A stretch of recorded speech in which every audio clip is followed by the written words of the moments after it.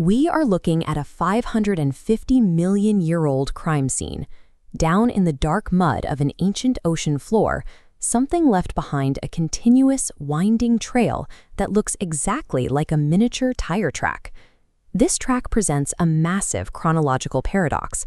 It was pressed into the mud during the Ediacaran period, tens of millions of years before the Cambrian Explosion. The Cambrian Explosion is the period in the fossil record characterized by the sudden appearance of most major animal body plans.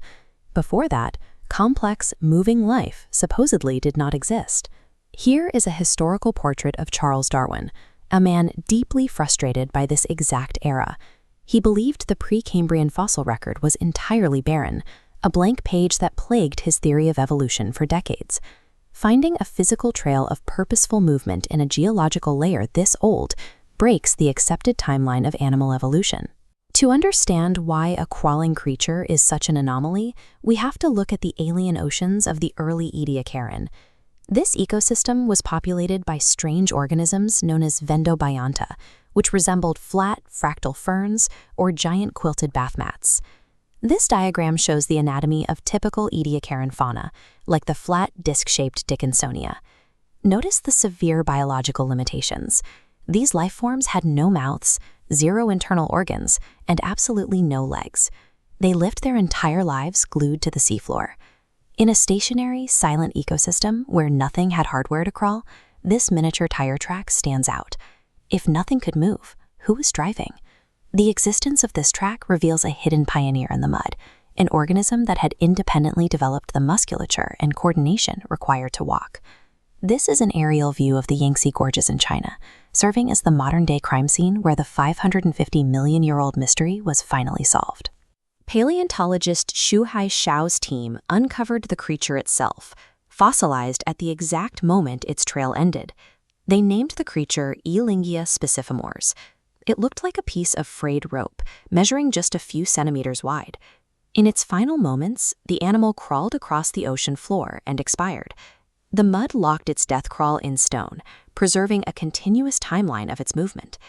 Finding both the track and the tracemaker fused together in the exact same rock provides the ultimate forensic proof of exactly who took Earth's first steps. Look at this schematic of Yilingia. Its crucial upgrade was bilateral symmetry, a body split cleanly down the middle, creating a distinct left, right, head, and tail. This blueprint became the foundational architecture for nearly all future moving animals, from modern lobsters to lions. The second piece of hardware it developed was segmentation. By dividing its body into repeated, identical units, the creature could perform coordinated muscle contractions. Those contractions enabled directional, deliberate movement across the mud. Instead of passively drifting with the ocean current, the animal could dictate its own path. Corroborating evidence shows this was part of a broader biological shift. Biomarker analysis reveals that the flat Dickinsonia contained cholesterol, while a grain-sized fossil named Ediacaran evolved a distinct gut. Yilingia belonged to an emerging class of complex animals, developing right under the mud. Yilingia acted as a highly advanced biological machine. It successfully beta-tested the exact hardware required for all active animal life that followed. The Cambrian Explosion is widely misunderstood as a sudden, magical burst of life. In reality, it was the rapid deployment of the prototypes and biological hardware built quietly during the Ediacaran period.